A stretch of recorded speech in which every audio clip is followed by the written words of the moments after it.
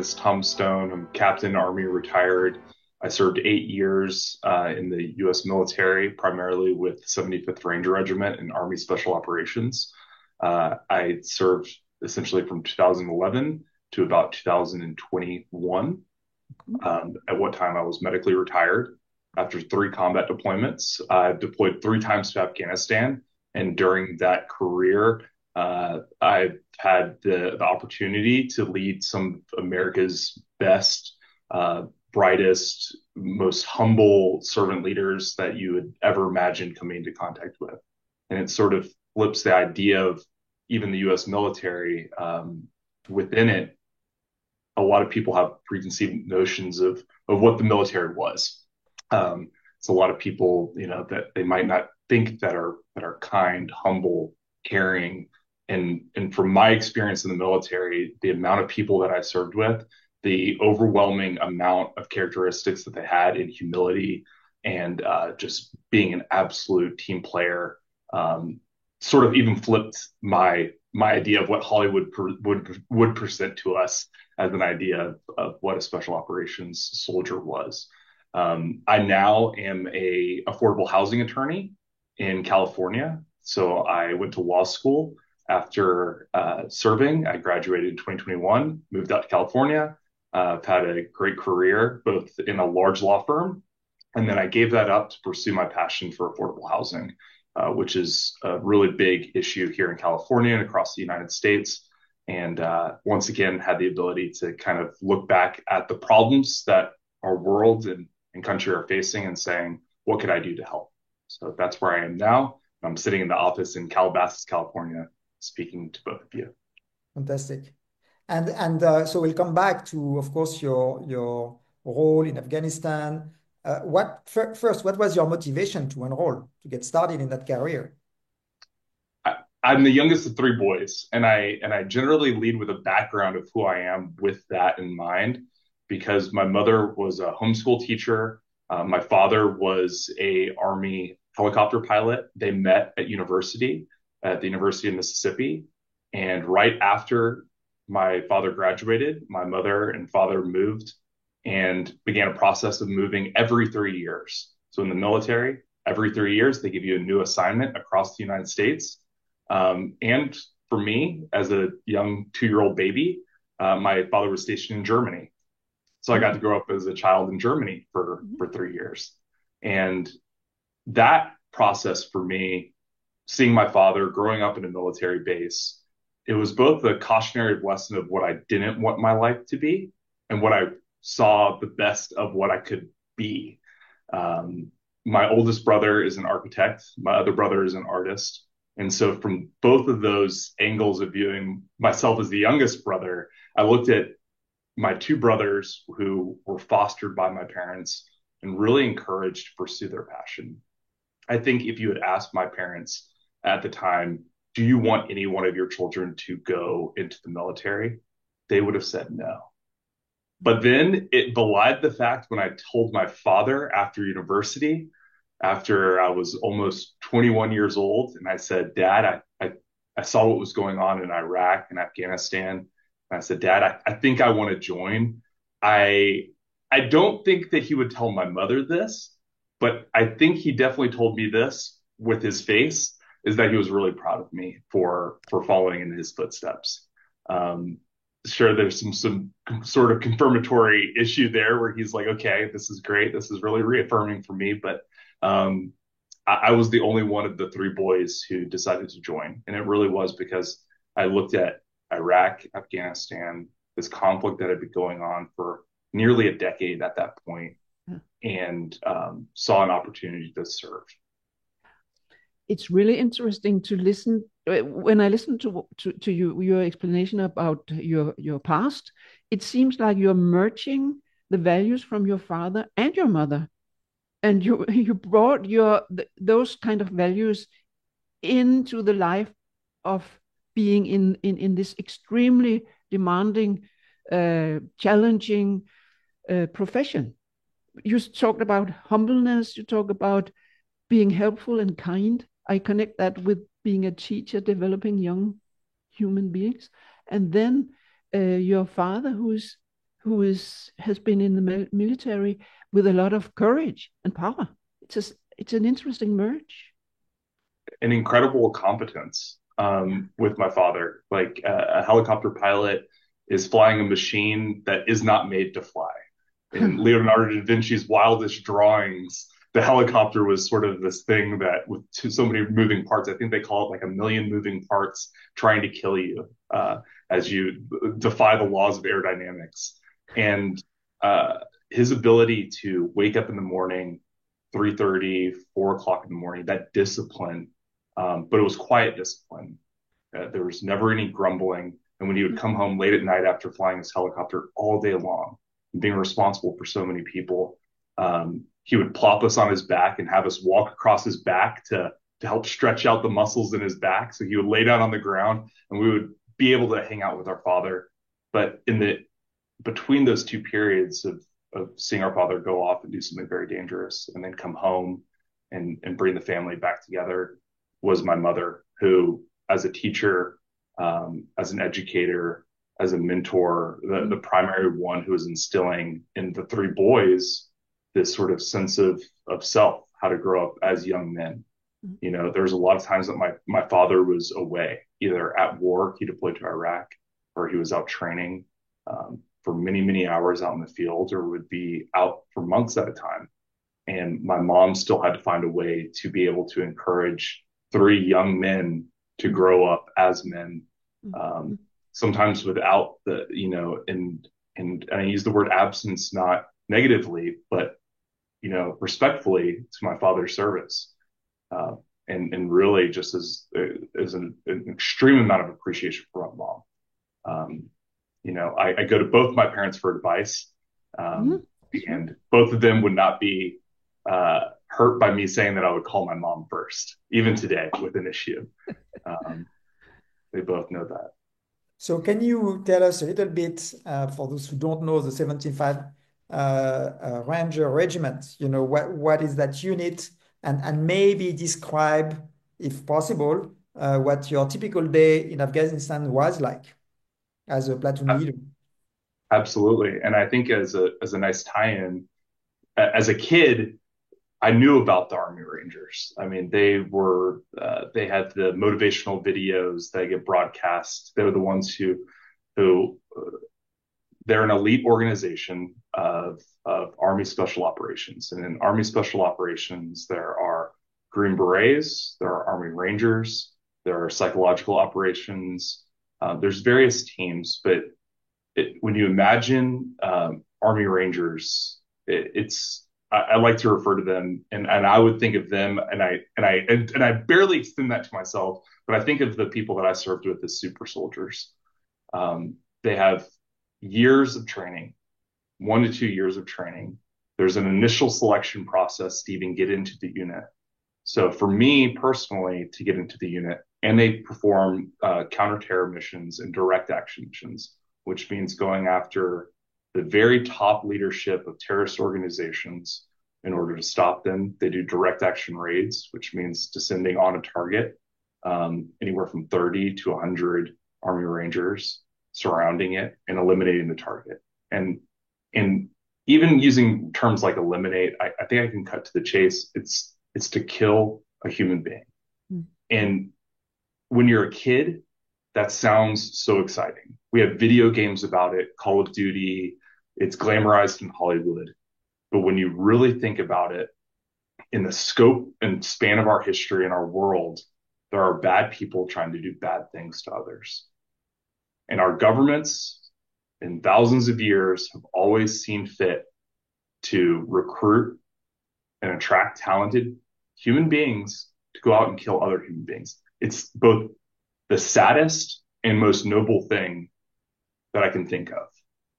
And it's saddest in the span of human history. I wish there was no war. I talk to my friends about this all the time. I wish there was not a 75th Ranger Regiment. But the fact that there is, and what that organization is absolutely great. And I could then share a little bit more about the organization, how I got there. So how I got there is, as a 17-year-old boy, I started saying I wanted to be an Army Ranger. I kind of had it in the background of my mind, and I held on to it through high school, That's grade 12 for us. And then as I moved over to university and got a political science degree, I was writing papers about these issues for my professors about what was going on in the Middle East. I was interested in it from a theoretical perspective. And then I saw the opportunity for myself as a fit, able bodied young man to be able to go and take part in history. And from the Odyssey, reading that as a child, to any sort of heroic sort of tale, it's always about somebody just saying, I will go, send me. And so I signed up and I joined. I deployed to my first deployment in Afghanistan. And after a year and a half of training that the Army put me through, only at that point, after a year and a half of training where I went through basic training for 12 weeks, I went through officer candidate school, I went through Army Ranger school, I went through infantry officer course, which was another 16 weeks. I went through these really challenging things like Army Ranger school is the Army's premier leadership school. It's 61 days. You sleep 3 hours a night. You get fed maybe 2,000 calories a day and like one bag of food. Sometimes you get two of those, but they space them out about 10 minutes apart from each other. So you'll eat them back to back. And so you're just starving and you're hiking like about 12 to 15 miles a day. So you go through this school, I think about 40 or 50% of the people who are completely competent, able-bodied people even pass Ranger school. And then you get a Ranger tab, which means that you're Ranger qualified. So you've done this really hard, challenging leadership school. And we can talk a lot about that because I think that was really developmental. But to cut through the chase, after all of that training, after a deployment to Afghanistan of 9 months leading soldiers, or then I had my evaluation report given, and you get ranked in your battalion from number 1 junior officer all the way down to, the 30th officer. And for each officer, there's about 40 soldiers. And so I was ranked number 2 in my battalion. My battalion commander had served in the Ranger Regiment early on in his career. And I expressed to him my desire to go. And you put together a whole packet. You have to get letters of recommendation. You have to have your whole chain of command from the top leader all the way down recommend you. And then you get the opportunity to go to a thing called Army Ranger Assessment Selection. So it's Ranger Assessment Selection Phase 2. And we refer to it as RASP, Ranger Assessment Selection Phase 2. And that's a 2-week process where they psychologically assess you. You perform back-to-back unknown physical events. There's a cognitive obstacle course, which is both physical and mental, which is observed by a psychologist and a cadre. And you're put through this process. And then at the very end, there's peer reviews. And you go into a room of 12 people who are all sitting behind computers on a messaging system talking about you to one another. While you listen? While you're in front and you get called into the middle of the room, you're standing there and you don't know. They might know whether or not you've done enough to pass, but at that point in the room, they're pulling up your entire profile and how you performed in the course, questioning you about it, questioning about things that you didn't even notice that you did, that they saw because they're incredibly observant and they constantly have their clipboards out. And then after that, after you give a presentation on something that matters to you, and we can talk about what I presented on, they tell you whether or not you've been selected. How long time did that session last? Was it 3 hours or? It felt like 3 hours. Yeah. If I could guess, it was probably about an hour. The final, what they call the board. And so when you go before the board, that was about an hour. Yeah. Totally high performance, second by second. But when you chose the words, when you described the culture, you chose the word respectful, servant, humble, kind. And I was immediately surprised. Probably I didn't expect those words to be mentioned talking about the very tough environment you have been in. Did you meet that culture from start? Also during your training and education? No. When I first joined, I served in the conventional army, which was without special operations. And I served at a very good unit, 10th Mountain Division. It's a light infantry unit in upstate New York. And I served with some incredible human beings. If you had asked them what they thought an Army Ranger or any sort of person special operations acted like, it was completely counter to what reality was.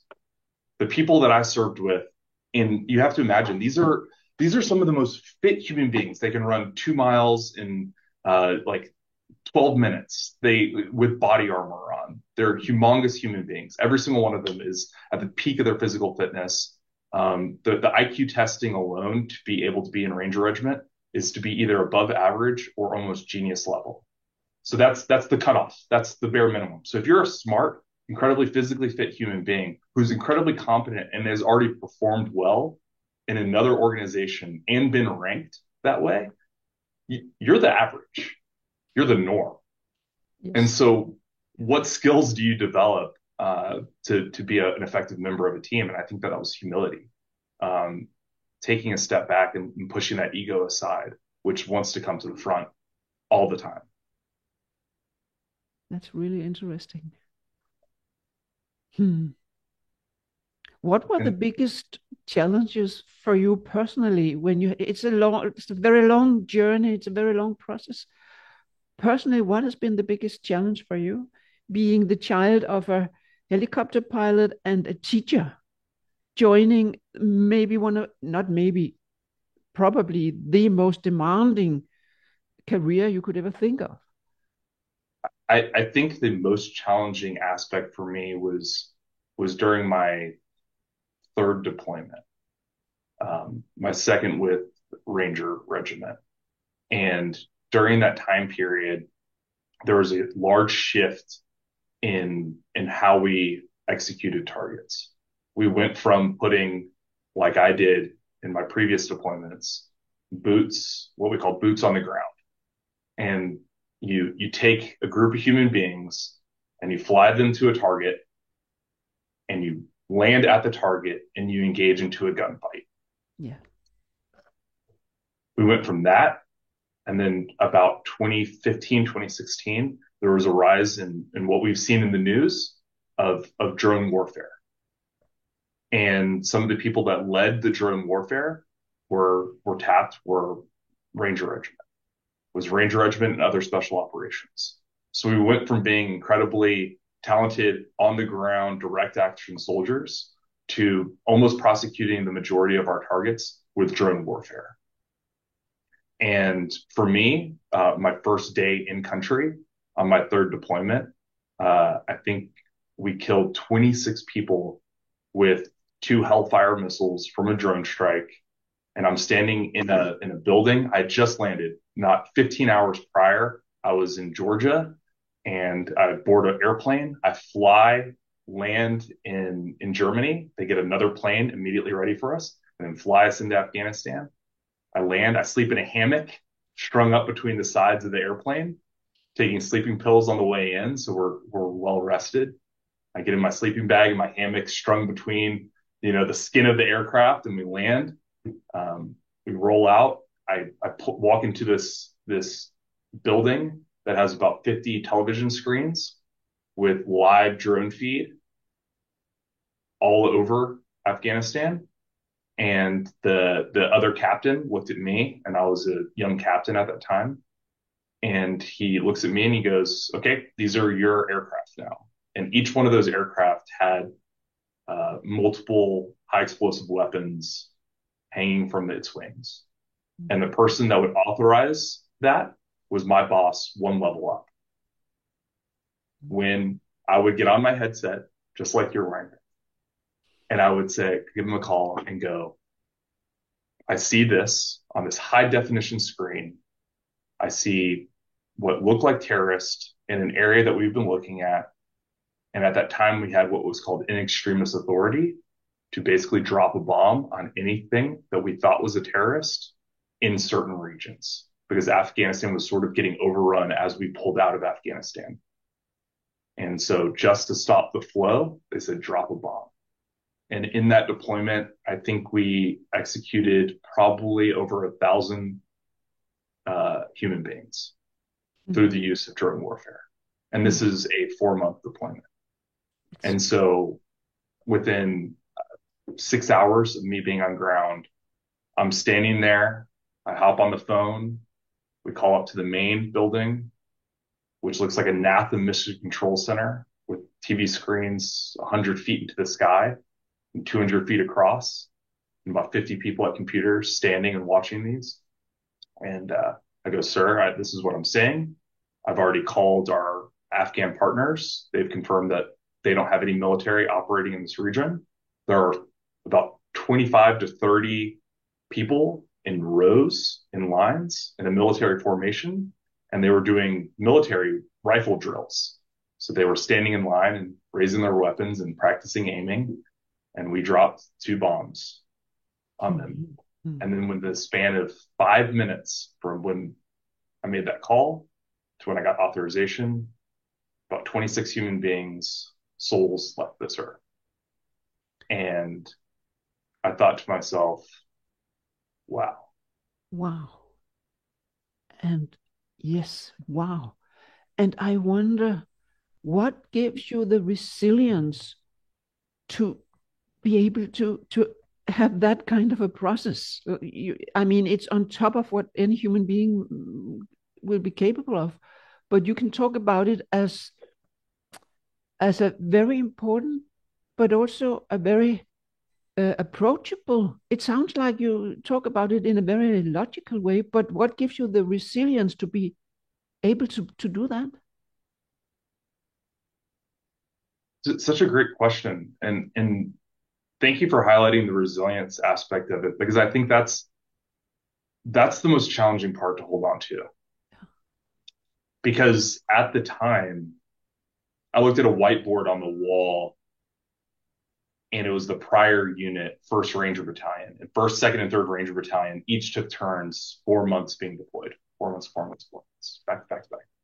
So 1st Ranger Battalion were the ones that they were handing the baton like a track athlete off to us. And within a span of a week, they would be out of country and we would be in country.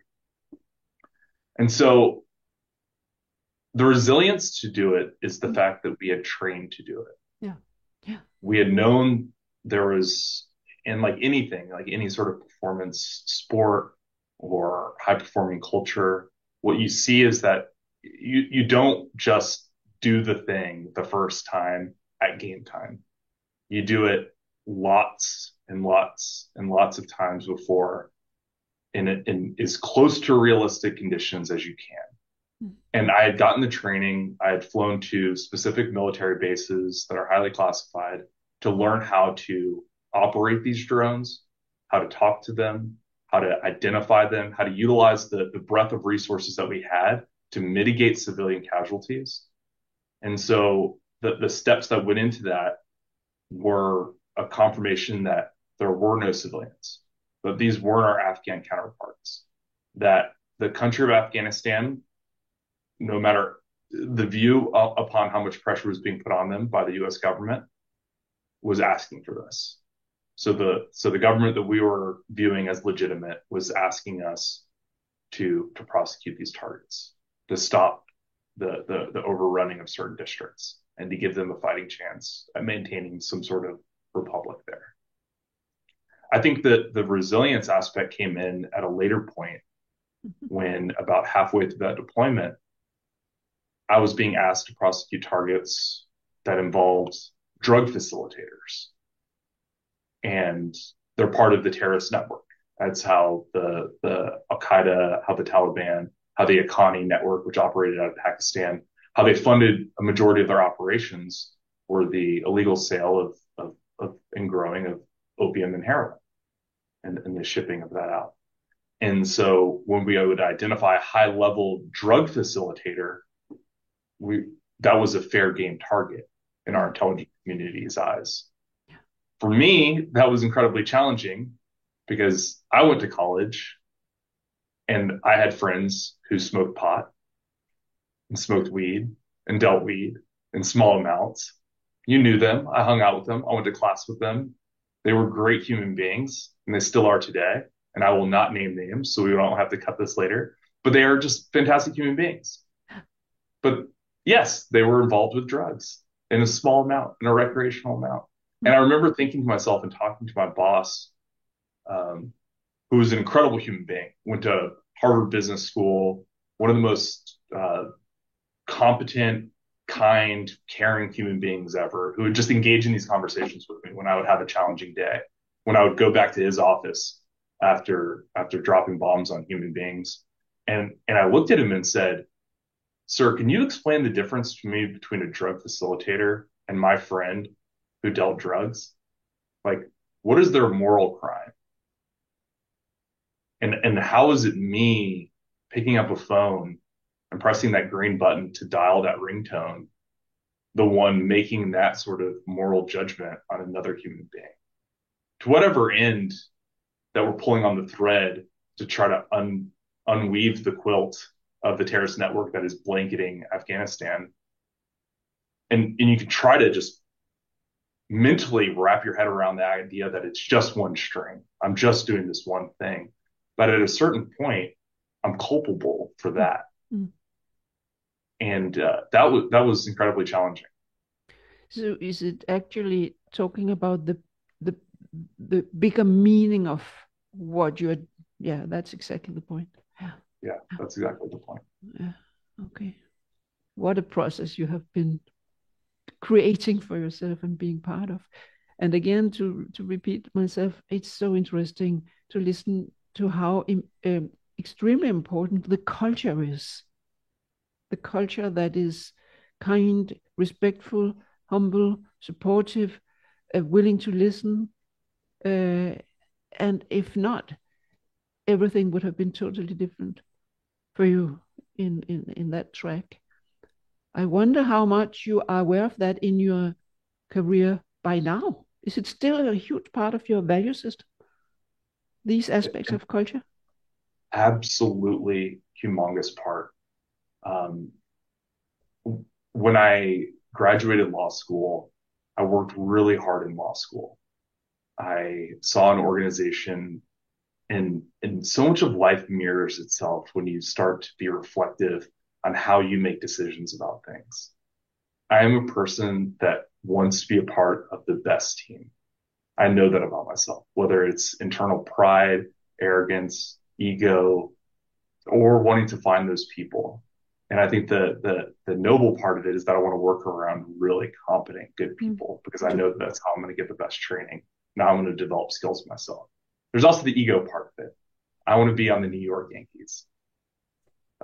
It's because you want to do a difference. Or I can say now that I'm in California, I'll say that I want to be on the Dodgers. I'll say that since we just won the World Series. But and beat the New York Yankees. I know that about myself.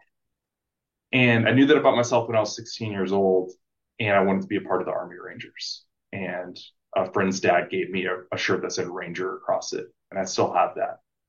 It's too small for me to wear now, but I still own it. And so when I graduated law school, I said I wanted to go to this law firm called Skadden Arps worldwide. It's number 2 in the world. They do some of the largest deals, and I had tried 3 times to get in. I applied the first time, and they outright rejected me. I applied a second time. They interviewed me twice and then rejected me. And then I worked hard my final 3rd year of law school. I got my grades up to a really good point, and I saw an opportunity out in California. And I applied again for the 3rd time after being rejected 3 times, and I got the job. And I worked there for about a year and a half, and I worked for an amazing team of people. But in a law firm, it's really you're working for 1 or 2 law firm partners, and it's not so much about a team. It's about sort of individual performance and individual work. There's not a lot of times that you're just on a team of 5 or 6 or 7 people, and you're all sort of like working on the same issue. You're each working on discrete parts. And I realized that I was an individual contributor to a team goal, which was a little bit different than being sort of a individual contributor that melded in with other people's actions to work on something. And so I gave up, and I said, I'm giving up the prestige. I'm giving up the chance to make, $5-10 million a year, this incredible like financial gold pot that I had found and been able to seize an opportunity that law students across the United States would chop their leg off for. I was performing incredibly well, and I said to myself, this isn't the noble mission that I had signed up for. Hmm. And I yeah, go ahead. And following on various culture on the various question on the culture, I'm wondering, these experiences of life and death almost on a daily basis, how did it change your outlook? What did it change that you wouldn't have known before going through those experiences in Afghanistan during your deployments? I mean, I could hit on the lows, and I hit my low. I hit my absolute utter low when I left the military, and I had such a bleak outlook on life. I mentioned flying in and flying out. When it's that easy, 12 weeks, no matter how much support we had with psychologists inside the unit, with therapists, mandatory psychological counseling when we returned, there was an entire culture. And I deployed 3 times. Some of my enlisted counterparts, they had seen 16, 17 deployments every single year, back to back to back. 4 months of deployment, 4 months of training, 4 months of getting ready for deployment, about 3 weeks of vacations scattered throughout that, and then back to war again. Putting down your nods, your night vision device, putting on your green eyes, and going out every night and killing another human being. Hundreds of human beings. And then you come back from a deployment and you fly back in on a 12, 15-hour flight, and you land back in Atlanta, Georgia, and you go back to living. And the value of human life for me was like, in my mind, I'm like, it doesn't matter anymore. I would hear about a friend getting killed in a car accident, and it was like it wouldn't process. It would hit granite and go over. And it's such a weird feeling that so many emotions that I thought that I was still in touch with and had in check, a lot of empathy, a lot of the ability to grieve.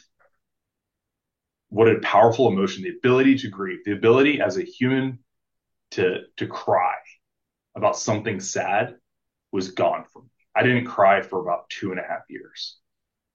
I was so emotionally flat. And I sort of withered. I gained a lot of weight. I got really sad. I worked a construction sales role for Husqvarna, a Swedish construction company. And I was flying around the United States, and I saw no purpose in life. And it was one night after a lot of drinking, an incredible amount of alcohol. I started to develop sort of paranoid thoughts about some of these people that I was talking to at the bar. They're from a European country that's in conflict with Ukraine. So, Mm-hmm. and I felt this bad energy, and it was all in my head. And I sort of felt like there were like foreign agents chasing me. And I was so absolutely drunk that I ran out of the bar, and I ran 4 miles home. And I banged on the door of a house that wasn't even mine. And a dad, I think, opened it up and goes, "You're at the wrong house." And I was like, "Oh." So I ran down the street, and I ran to my house, and I just sat on the couch, and I was so just utterly lost with life. I I, I was having these like paranoid thoughts about people that I was meeting in the bar. I had gained weight. I had lost like the sense of self and purpose in this team and this network of people around me that, I constantly had something each morning to wake up for. And I went upstairs and I took a shotgun out of my closet. I chambered around. I sat on the floor next to my bed with my back up against the bed and the shotgun facing my mouth. Holy Ghost. And my fiance at the time opened the door and yelled at me, Yeah. and I pulled the trigger. What? The round went directly past my head and shot the ceiling. And it was a cry for help. That was your destiny. That it That was my passed destiny, your, past my head. yes. And at that house in Florida, there's still a patch in the ceiling that went through the roof and embedded in the top rafters of the roof, split a rafter in half, would have been my head. She called the police. The police came. They took me to the Veteran Affairs Hospital, Yes. and I spent a week in a psychological ward, drying out, being given sleeping medication that allowed me to sleep for the first time over 7 hours. I didn't sleep. I had nightmares. I was sleeping 4 to 5 hours on and off. I slept 7 hours for the first time, and I woke up that next morning after sleeping for the first time, even being surrounded by other military veterans who were in similar post-crisis Mm-hmm. but alive stages who had attempted suicide, under supervision by medical health professionals who were checking on me, saying, "Hey, Tom, it's now 8 o'clock. We're going to go have breakfast now as a group. Here's your coffee and a newspaper." And I was like, what? And this guy looked at me and he goes, "I hate that I'm here. I'm going to lose my job." And I remember thinking to myself, I have never felt more comfortable in the past. I would extend that into the military time, where I just felt taken care of and Yeah. comforted. Yeah. Being at the right place at the right moment. Absolutely. Yeah. What year was it? That was in 2017. Yeah. Tom, it's a very, very strong story you are sharing with us. Are you usually that open about an experience like that?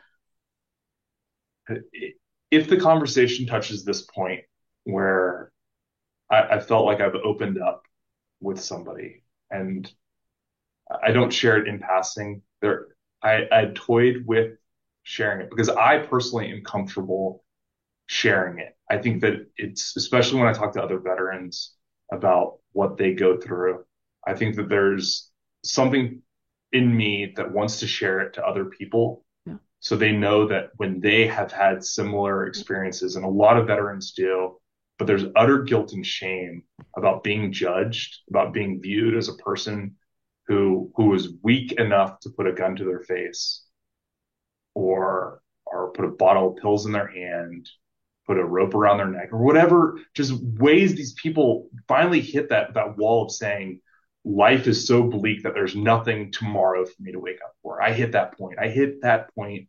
And I wanted it to be over. It was bleak. And I think the value in sharing it and getting over it and being open about it is with the right people now. But like I said, I had toyed with when I would meet a veteran, I would kind of open up with it. And it would, unless there was time to unpackage it with that person and explain what the message was, it could lead to, maybe them viewing the military in a continued light of being troubled, broken hearts. The point I wanted to make was that there's a broken heart that can be fixed in a lot of military veterans who face similar issues as I did. So precisely about that, I'm wondering, in hindsight, first of all, do you understand a bit the mechanism of what happened that led you to that edge and that could benefit, others when they leave the army? Do you have thoughts on what could be done better to accompany, to care for people who've faced the same kind of stresses that you had? I think the thing that it's so funny, this past weekend, I was with one of our friends, Stefan Coleman, I was in Idaho and I was learning to base jump. And base jumping is the idea of jumping off of an object with a single parachute system at sub 500 feet. Sometimes this one was 460 feet, and deploying your parachute and jumping. I'm a skydiver, and a lot of people would think that that's also flirting with danger and death. It's the exact opposite of that. And even leading up to that week, something that I have now, which I've just held on to, is I have an utter fear of dying. I lost that when I was in the military, the targets that I had to hit, the doors that I had to kick in, Yeah. to now, even leading up to this base jumping trip, to learn how to base jump. I did my first 10 base jumps over the past 3 days. I was so scared of dying. And the way that I knew that I would stop myself from dying is because I have so much in my life to live for. I have so many good things. I have so many blessings in my life. And and and I think that the thing that I noticed about that is that in reflection, I did not have that same appreciation for wanting to be alive, for wanting to continue life. And this is I have, something that can be, you think, okay, so that goes back a bit to the training, because one thing yeah, that impresses me with this training is how intensely selective it is, but also it feels like a forced pace of constantly stretching to the edge of what's possible. And I'm wondering, so number one, how does it work? Do you have enough space within that intense training to develop the qualities? And just curious to hear your thought about it. And then the second thing is there something missing with all that intensity about what you're just saying now? That appreciation for life, that enjoyment, maybe that value that you give to life, that maybe conflicts with the training. I don't know. I, I think so. I was talking to one of my friends who came down from a base jumping trip, and I'll call him Jack, and that's an alias. He has served at the absolute top tip of what we call the spear. Tip of the spear is just, the people at the very pointy edge of the highest, most elite. If I thought that I was here in my career and where I attained in special operations, this guy was way up there. I mean, Hollywood makes movies about this guy. Um, and we were sitting late one night, and we were having a beer, and we looked at each other, and I was kind of telling him generally about this. He kind of knew. And I said, there's this appreciation that I have for people that are in that I don't want to tell the active ranger, some of my friends who still serve. I don't want to ever blunt the spear tip. I don't ever want to stop or dehone the blade edge of that spear because we need it as sharp as possible. As a utilitarian argument can be made that it's an unavoidable consequence of training people to that level of precise human killing, and what you demand and expect out of them is that there's no time for sort of a theoretical debate or a conversation sort of on empathy or a sort of political science unpacking of the geopolitical concerns of wealth and inequality across the globe when there's a bad guy on the other side of the door. What you want and what our society wants a 30-year-old kid to kick a door in and shoot a person in the face without hesitation. So how And can you now on the other side of it? So that's part of the training and to make that point of the spear as sharp as it can be. But on the other side of course, the people fall off at some point yeah, from that exposure, from that intense and challenging activity, if any challenging activity there is in life. So do you see a way then to either notice when people need to be taken out of service, so for their own preservation, and then how to help them recover? I absolutely agree. And what it comes down to, and I'll highlight again to Barrett's point, is that you have to surround yourself with people who care about you, who are compassionate, caring, and kind. Mm. At the end of that third deployment, after all those great conversations, I got called into my battalion commander's office, and that leader, the other one who I mentioned, who's still serving, he's so great. They sat me down and they go, Tom, are you okay? And I went from being highly respected, I cared, I worked incredibly hard, I developed a great reputation, I'd done all these great things. I didn't see my career going outside of the military. At this point, served about 6 or 7 years, and they go, "We're concerned about you." And I said, "Okay." And they said, "We're gonna put you into this position that's going to be a non-combat role, but still inside of the organization. There's different staff and business functions." The psychologist didn't catch it on my exit counseling interview. Or what they're just so used to. And like I mentioned, the utilitarian aspect of what we wanted out of the soldiers is that if you are a highly aggressive, risk-taking, you know, person, you don't catch those things. The military put a lot of effort into try to doing master resiliency training. We did weeks of resiliency training, and we had Army Research Institute. We had organizational psychologists who would come into our units and measure our satisfaction with our life and try to find ways to increase recovery and downtime. We had acupuncturists. We had, Chinese medicine experts. We had human performance optimization coaches. We had dietitians. We had all of this support, but a lot of times what was missing was food for the soul. Food for the And soul. food for the soul. And I think there was nothing quite as healing as just engaging with other human beings and talking with them and sharing from the depths of your soul those little black obsidian shards that you're holding onto that are cutting you up from the inside. And for me, I utilized ayahuasca in 2017, 2018. And I mentioned it very early on, I didn't cry. It was the first time I cried. And I thought that I was going to unpackage military trauma, and that didn't even come until way later.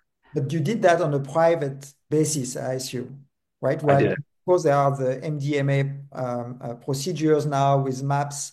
And I think that's actually, I mean, having talked to Rick Dublin, that's one of the main motivation to help veterans when they come out of service and with so many of them committing suicide, to help them out because it's such a difficult space to be in. And it's interesting to hear that this is something that was effective for you to help you recover. It was the only thing that worked. I was a dedicated follower of psychotherapy. At the time, my partner for 5 years, through most of those deployments, was a PhD in psychology. And so, I had my own clinician almost at home and access and encouragement and support of that journey. I still put the shotgun in. I had been sober. I had never touched drugs before, and then I sort of like looked at this thing, and there are different military organizations. There's MAPS. There's many others that veterans can get into touch with if they just Google veterans and plant medicine. And I saw this opportunity. My friend from Army Ranger School, who you also know, Brian, he flew down with me to a place where it was legal to do this. And we did an ayahuasca ceremony together. And I cried the first night. I was on a camping trip with my family again, mentally. My brothers were there with me, my dad and my mom. And so to bring this even full circle, and they just expressed their utter love for me. And I was a kid on a camping trip with my family in the woods. And that's where my journey led. Mm. And I released so much hurt in my soul.